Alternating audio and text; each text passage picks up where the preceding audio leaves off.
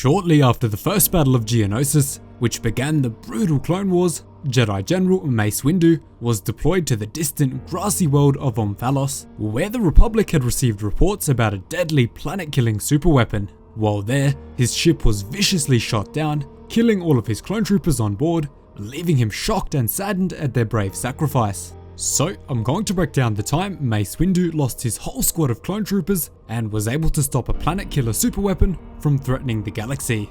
Before we get into it, make sure to smash the subscribe button for more awesome Star Wars lore content. Also make sure to hit the notification bell down below to be notified as soon as I cover more of these fun Clone Wars comics. So, the story begins high up in the cloudy atmosphere of the planet Omphalos, with Mace Windu and his loyal clone troopers rapidly descending to the surface of the lush planet in their Republic gunship.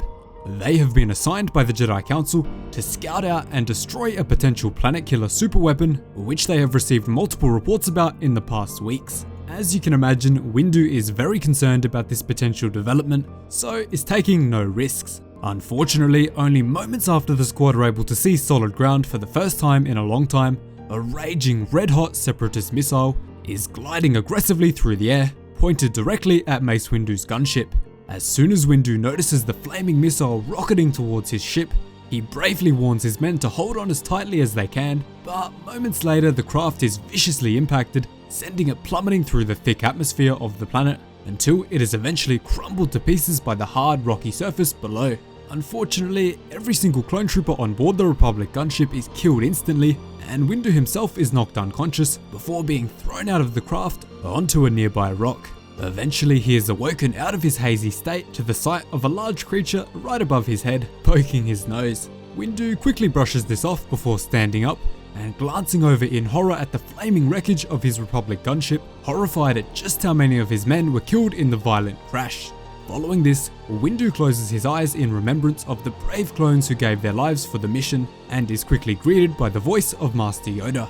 Master Yoda gives Mace some very important advice, telling him to give to the all. Sometimes, the few must sacrifice their lives, but forget their sacrifice we must not, for to be ungrateful is to be unenlightened. Windu accepts Master Yoda's advice, thinking that he holds weakness inside of him, but knows that he must move on and out of the area, or he will face certain death. Following this, Windu buries his fallen soldiers before leaping off into the vast plains, passing a variety of local wildlife as he does so. Windu then arrives at a massive, probably unstable bridge, but he is unfazed by the danger, swiftly crossing the thin wooden bridge where a few B1 battle droids are waiting for him. The two B1 units very quickly spot the Jedi Master traversing the bridge before rapidly opening fire on him, sending a flurry of red blaster bolts his way.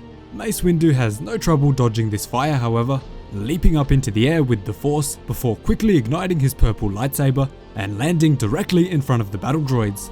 The droids continue their rapid advance towards Windu, and before he moves in to fight back, the voice of Master Yoda again enters his head, telling him that the path of the Force is a straight line, and to walk this path, one must have focus and vigilance.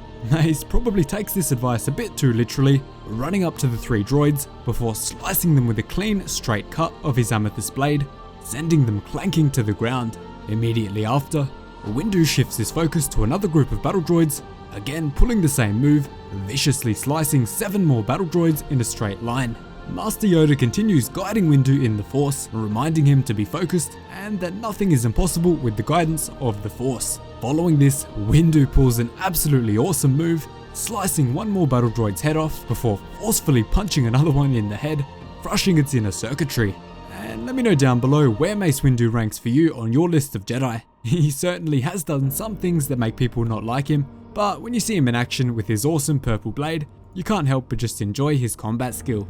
Yoda then tells Windu that through a mountain, one can carve a path with the proper focus and attunement to the Force, leading him to rush wildly into a large horde of B1 units. Windu is very quickly surrounded by an incredible amount of the B1s, but focuses his mind, leading him to slice more and more battle droid units to shreds. Windu is quickly lost in the fog of fire, smoke and spare parts, but soon after he emerges from the encounter, leaving only a pile of scrap metal on the ground with smouldering circuits and electronics rising up in a thick smoke behind him. Mace then looks around the area, quickly noticing 2 B2 units rapidly running towards him. In the background, he sees something which shocks him to the core and genuinely worries him for the first time in a long time.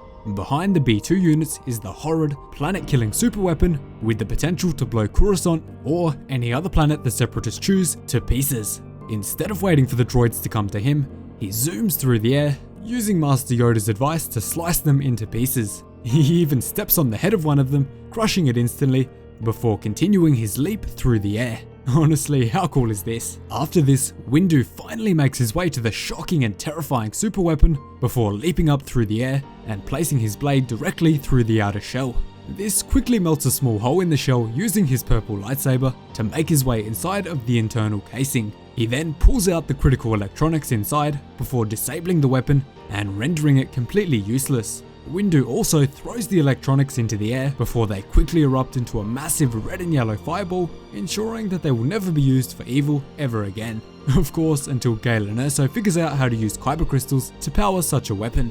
Only moments later, the engineer who worked on the superweapon is standing proud and confident in his designs, presenting them to Count Dooku. He tells Dooku that he will now demonstrate the full power of the Planet Killer, a weapon that will catch the Republic off guard so badly that the war will be over. The green engineer presses the trigger and is left speechless and shocked when nothing happens. Dooku is confused and annoyed with the engineer's failure, and the engineer is absolutely stunned. Dooku then berates the green man, saying, "The only big thing I see here is your fat body. You have wasted my valuable time trying to sell me a defective weapon." Dooku then angrily orders that the man be taken away, as he pleads with Dooku to let him try it once more. Dooku then creepily mentions that he and his colleagues will simply continue with their own plans for their version of the Planet Killer, which we all know later becomes the Death Star. After this, Yoda once again speaks to Mace Windu through the Force, telling him delicate is the balance of the Force, nurtured it must be, as Mace stands on top of the superweapon, having just saved the Republic and the whole galaxy from the brutal and horrific devastation of a very early version of the Death Star. I'm surprised this tiny device could even destroy a planet when the Death Star was so massive. And to end the story, Master Yoda then communicates again to Windu, but this time channeling his thoughts through the local wildlife, telling him sacred is all life, from the largest of planets to the smallest of insects, protected must they all be. But let me know down below what you think of Mace Windu's tactics in this comic. So that is the story of how Mace Windu's clone troopers gave their lives to save the Republic from a devastating planet-killing superweapon, rivaling the power of the horrid Death Star. Thanks so much for watching, really hope you enjoyed the video. Remember to leave a like for more just like this. Also make sure you're subscribed to be notified as soon as I release my Mandalorian Season 2 Episode 6 breakdown video tomorrow as soon as it releases on Disney+. Cheers guys, hope to see you in the next one.